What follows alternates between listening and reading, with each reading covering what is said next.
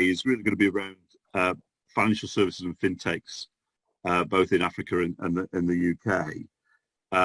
And one of the things we're going to be discussing is whether or not it's worthwhile having a mentoring network between us as sort of a goal. We've not had that many people register. There is somebody else we're expecting, and I'm expecting somebody else at 1 o'clock. But we'll see. Well, to see how the discussion goes, it may be that we cut things short because there's fewer people here than I originally planned. Unfortunately, some people have had to drop out. Okay, so I think Richard, I think the thing through it, whenever you get, somebody once said to me many years ago, I'm a professional public speaker, and I used to get very uptight when I turned up at a meeting and there were only 2 or 3 people there. And a much more experienced speaker than me said, Barry, when the numbers are small, just remember all the nice people are there. Treat them brilliant. Accordingly. And I've never forgotten that advice. It was okay. Well, I think also it changes things from being to be more of a conversation. And the thing about the events that Pete puts together is that that's part of what we're doing. It's not just about promoting it as to a wider audience. Okay, so what I'm going to do is I'll stop in a minute, and we just need a break because we are actually going to record it. And the lady who does the editing, she likes a break before we start, so she knows what's on view, if you like, and what's not. And what I'll do then is I'll do a quick preamble about why this session has come about, and then if everybody could just introduce themselves. As I say, I'm expecting a couple of other people to join. Unfortunately, one's I know has been delayed and might not join us for 20 minutes or so, but we'll see. So if we just hang quiet for just a few seconds, and then I'll introduce them.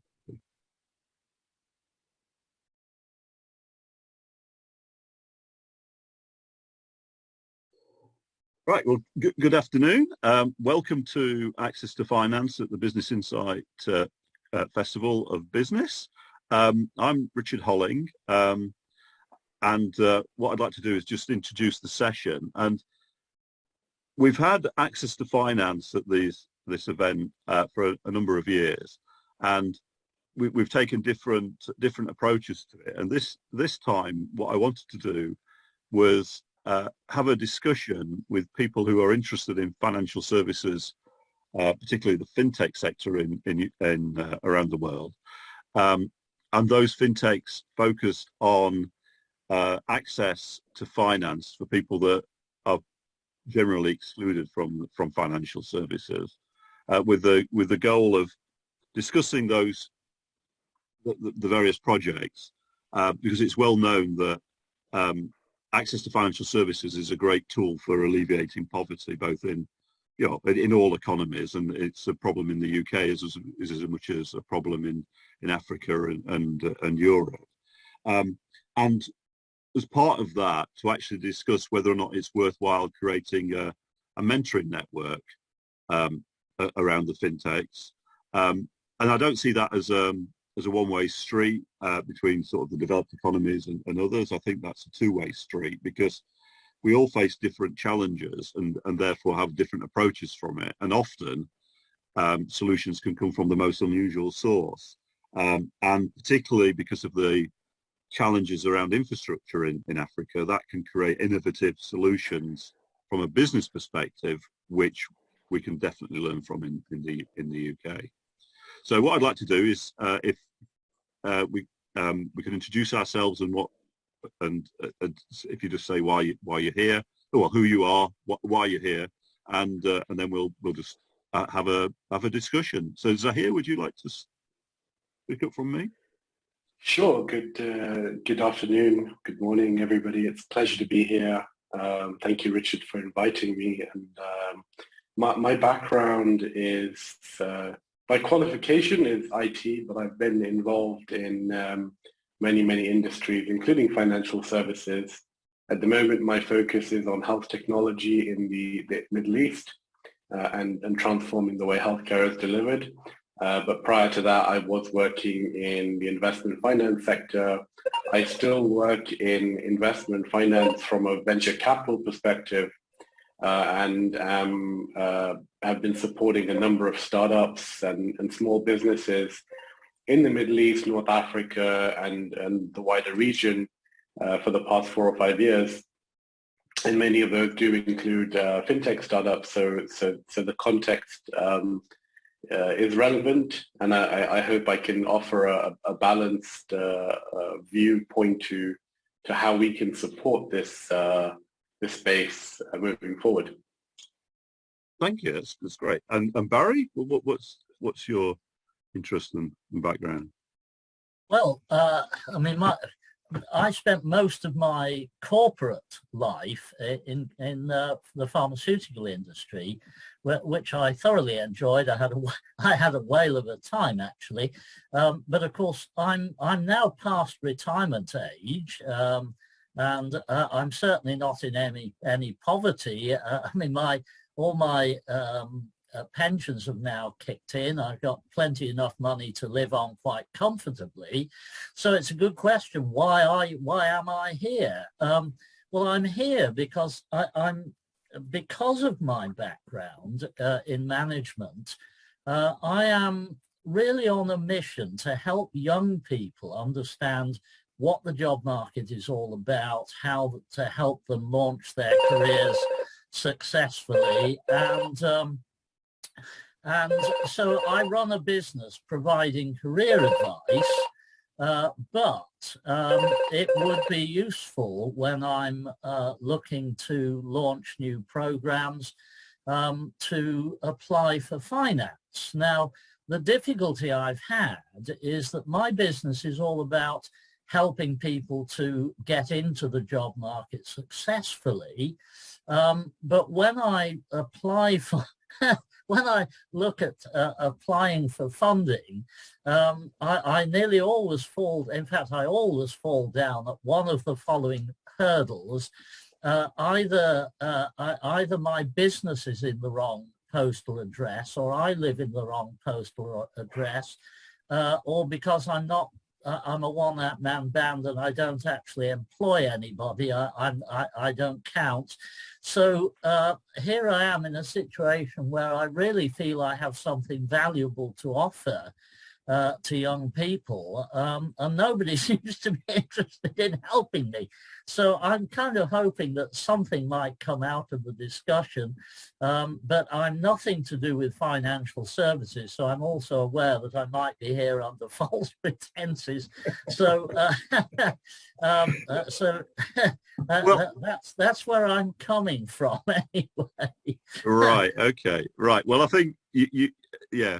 So I think I'd be quite happy to talk to you, separately. I think for the last 2 years, I have been working with small companies on raising finance in the UK through the alternative finance market. It's not easy, to be honest, for small companies. Particularly during the last 2 years with the pandemic. The sort of things that you do, though, I know in my own area in Berkshire that there's grant funding available. That's because of the specific funding available for organisations helping people into jobs. So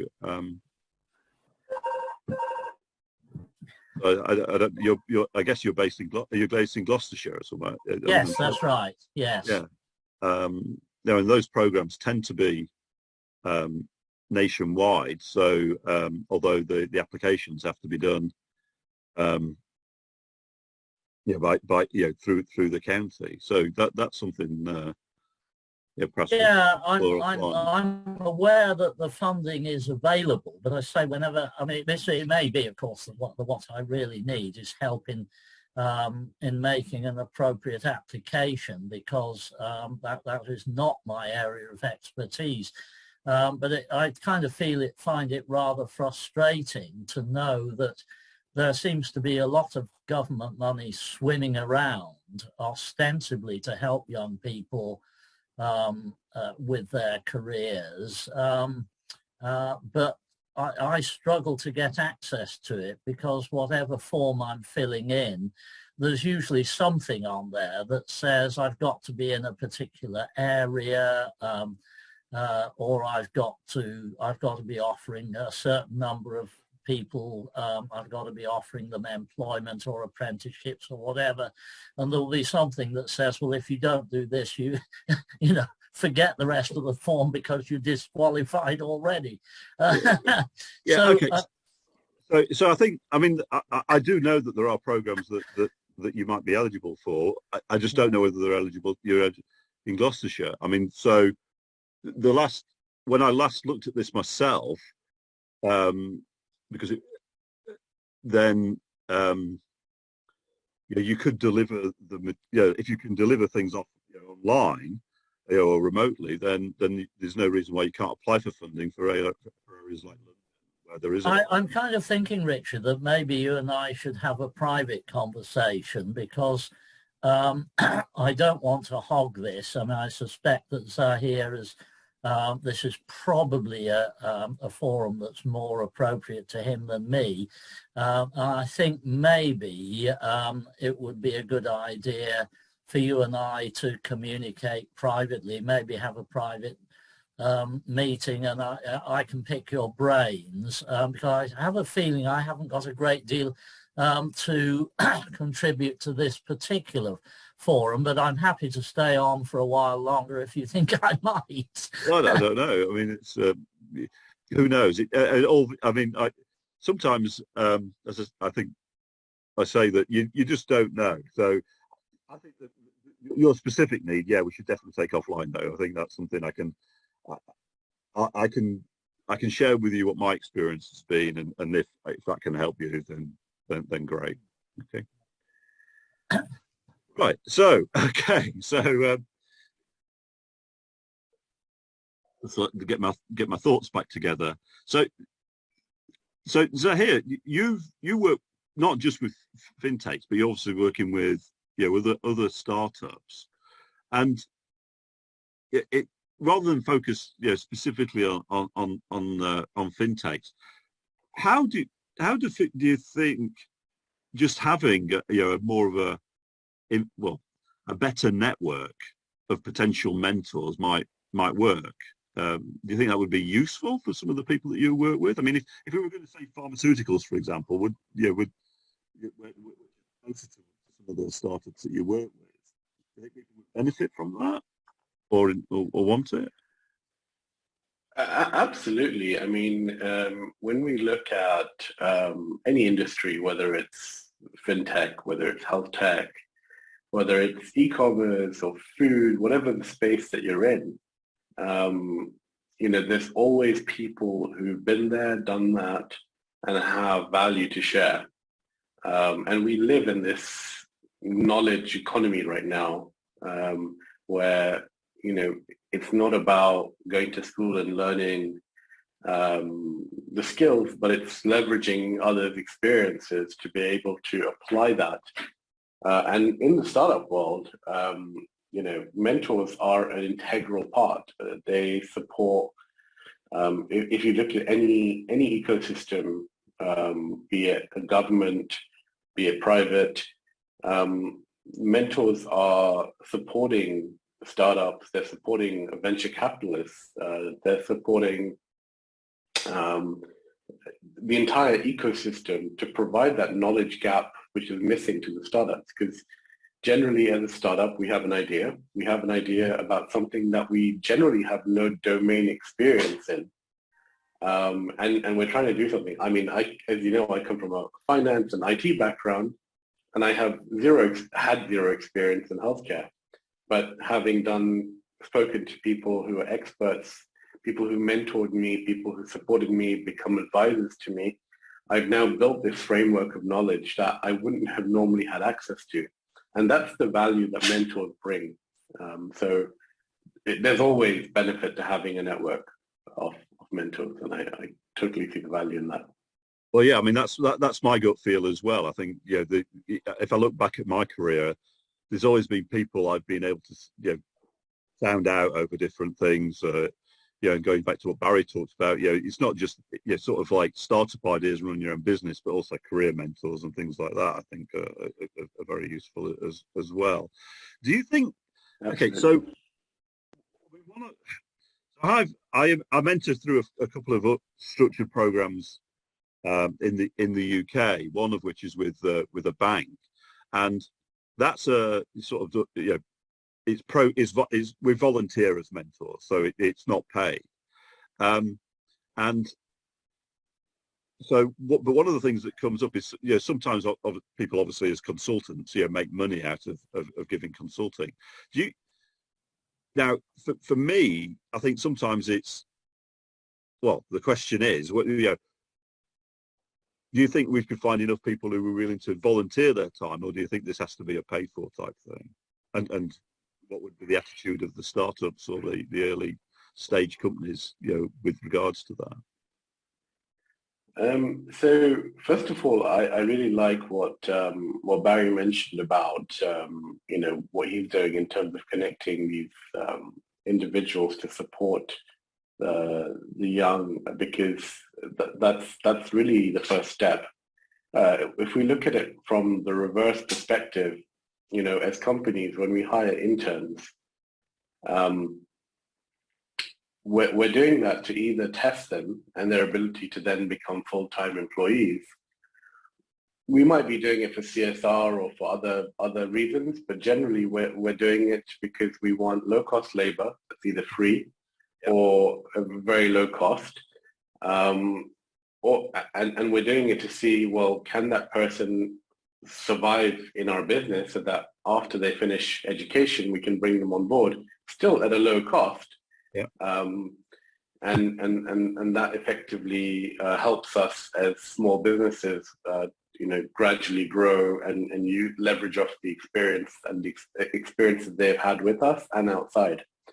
And mentors are almost the same. We almost look at mentors the same way. We need advisors, but we can't afford advisors. We need people who have the experience, but nobody can afford to pay them £500 a day or £1,000 a day, which is their typical going consulting rate.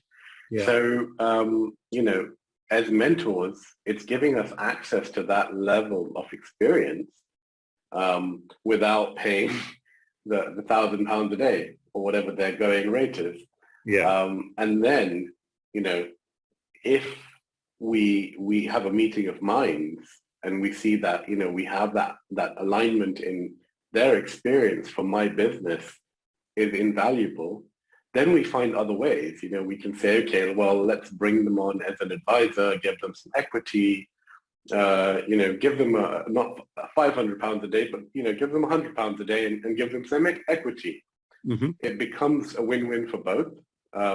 This advisor now can say, I'm part of this thriving startup.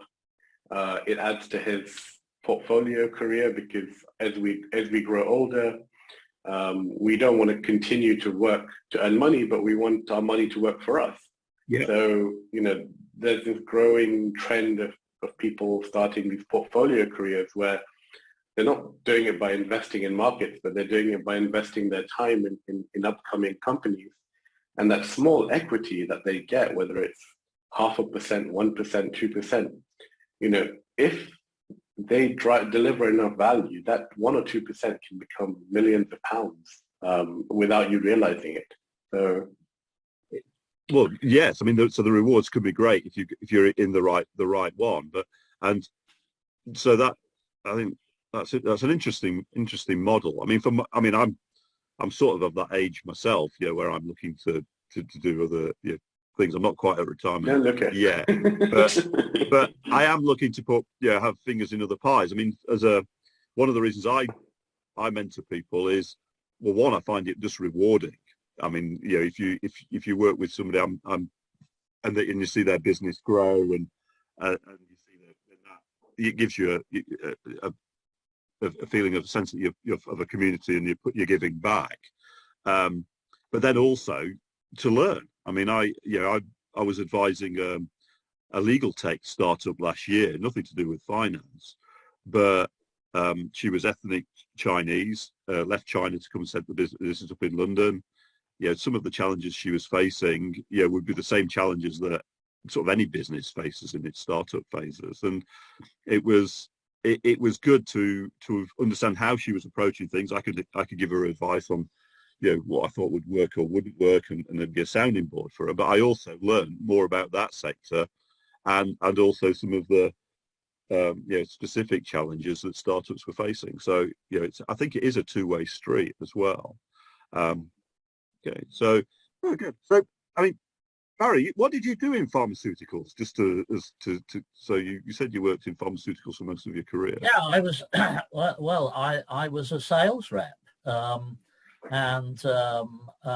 I moved up into I was a national product specialist in my role. So I traveled all over the country, and my customers were very senior hospital consultants. Often they were national or even international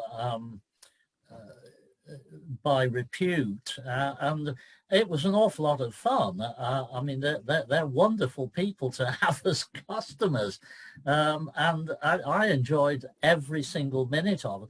Although when I left the industry, and on the face of it took retirement, a lot of them remained friends with me, and we still are. It was great fun.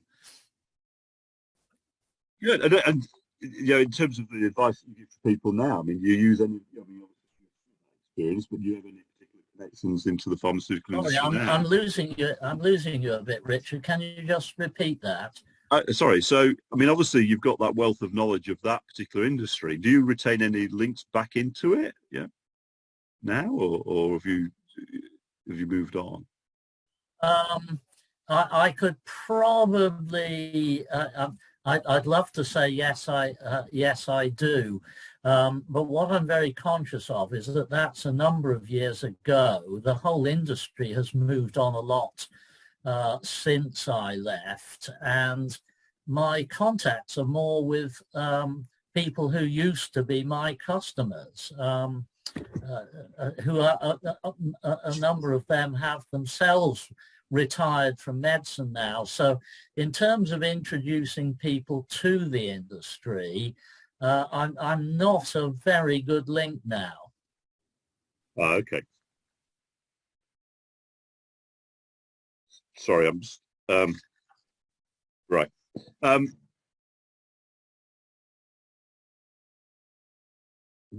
I've just realised somebody else has just dropped me a note, and they haven't got the details for the event. So I just give me 30 seconds where I just email them the details. Sorry. No problem.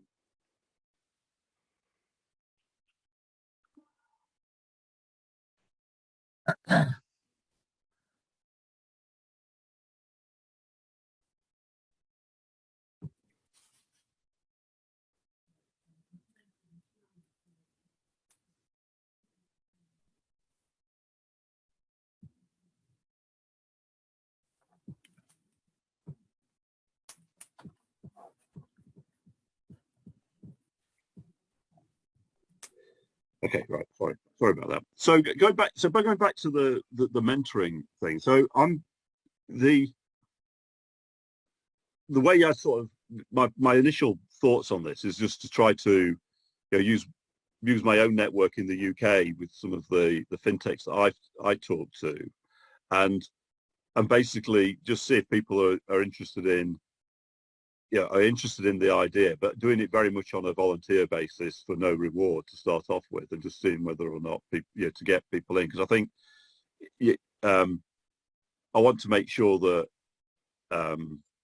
well, if I do that, then I think you attract different sorts of people, which I think what I don't want is to be setting expectations that there's a consulting pipeline here, which in the UK can be the case. I've worked with a couple of fintechs here, and they've been on sort of accelerator programs that have been organised by, well, one was organised by Barclays Bank, and the other one was organised by London and Partners, which is the mayor's business operation in London, and some of the people felt that the mentors were looking too much for a paid engagement rather than giving advice as part of the program. So it's one of the things that's at the back of my mind. But if you start on that basis, if then the demands of the startup or the growth company, get more onerous, then that's the time to have allow the startup then to have the conversation of, we'd like you more time. Would you be willing to work with us on this arrangement? Okay. So anyway, so that's what where my thoughts are in terms of that. In terms of sector experiences here, I mean, do you think it's important to be from the same industry, or do you think sometimes it's good to have people from other parts of other sectors? I think I mean, from the initial chat that you and I had, one of the things that we identified was, and I don't know if you agreed with this or not, but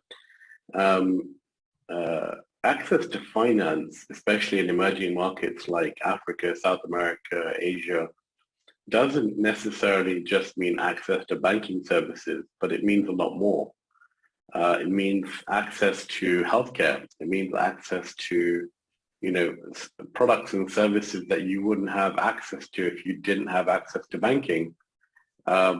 It means access to, potentially, loans and ability to acquire real estate and so many other things that are linked to having banking. And I think that's what many people don't realize until they actually start to get into the system. So I think it's good to have some other areas or sectors that can provide that expertise. Mm-hmm. But I think primarily, fintech and banking is probably the area that you should focus on. And as those other opportunities start to come about and the demand for mentors in those spaces come about, you could probably then start to explore widening that.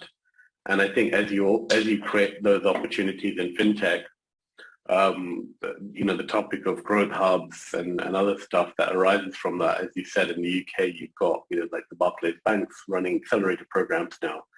And these fintechs that you are establishing in Africa could very much well be the next growth hub of that region.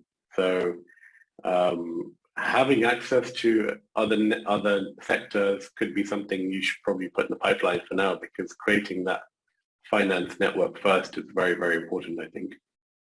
Okay, well, that's interesting, because I mean, one of the fintechs I was been looking at is one based in South Africa, and they're working in the supply chain for shops, the very, very small shops, and where they've actually done a link. The funding's coming from Standard Bank, and the link with Nestle.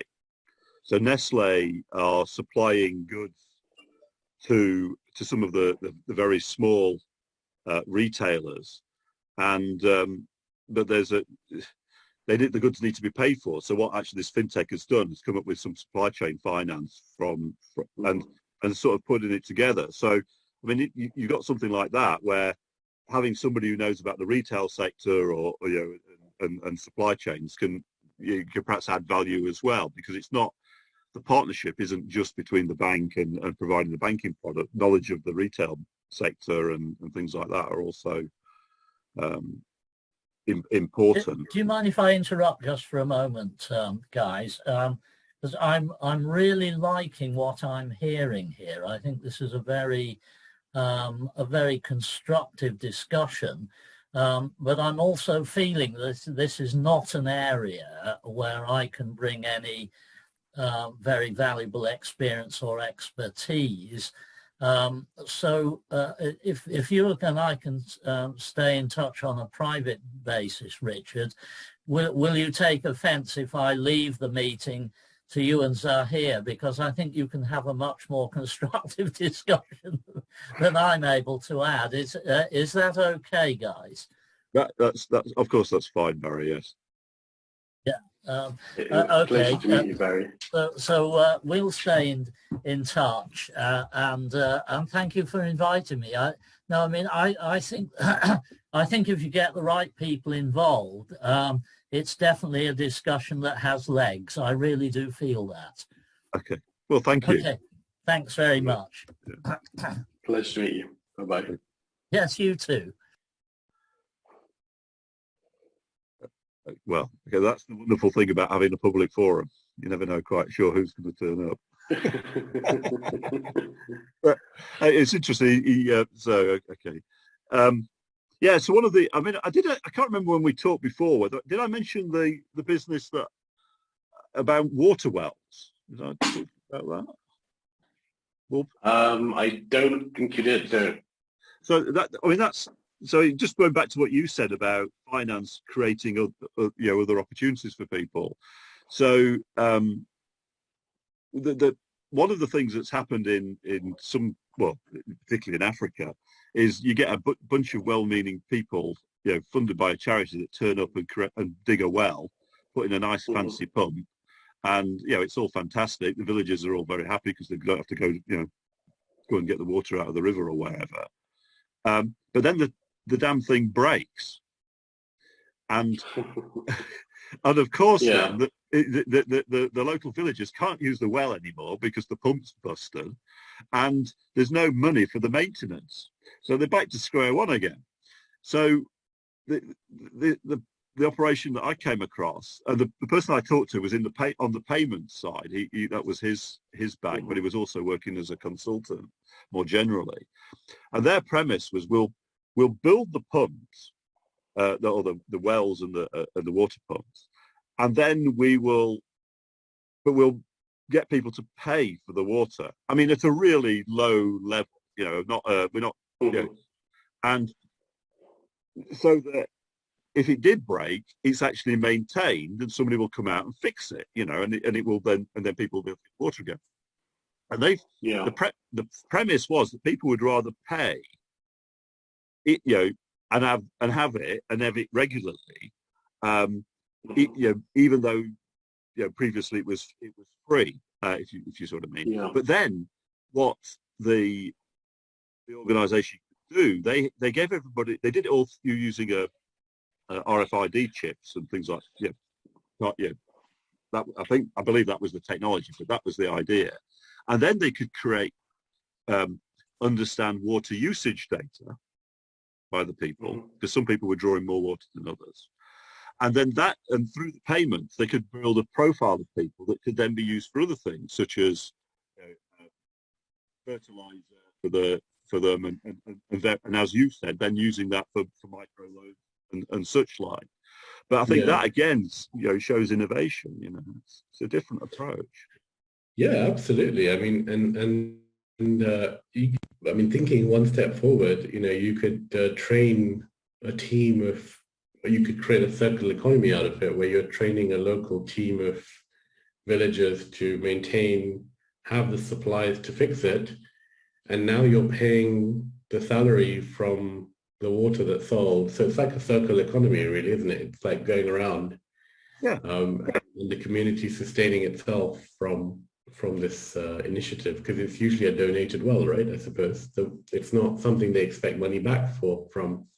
Well, it can be. I mean, this particular organisation were commercial, but I mean but you're right. I mean, there's no reason why a charity couldn't be more creative in terms of its approach, and linking with somebody else. So, I could see, somebody providing the finance and technology around making that work, the charity funding, doing the initial funding, and the fintech obviously makes their money out of supplying the service to the charity for the running of the service, if you like.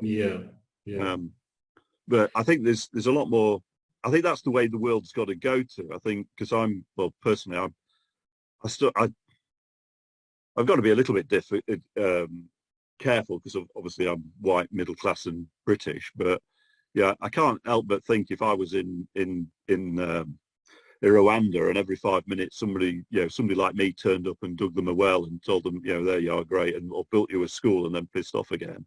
The people in Africa are just as capable of doing these things themselves. It's just that they don't necessarily have the startup capital to buy the equipment and the goods that they need to do it. I think the world's got to move on.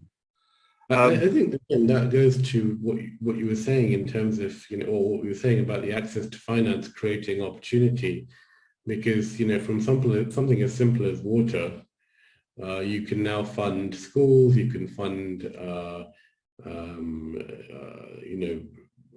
village shops, you can fund farming, you can fund so many things. The opportunities are exponential, but by creating one small initiative, that can lead to so much, where the communities and the villages are sustaining themselves from one well. You can create an entire ecosystem for the village to thrive for many years to come. So it's got to start somewhere, and it's similar with things like electricity and the whole Africa's in a position where the power grids don't exist in terms of the same way as they do in the developed economies.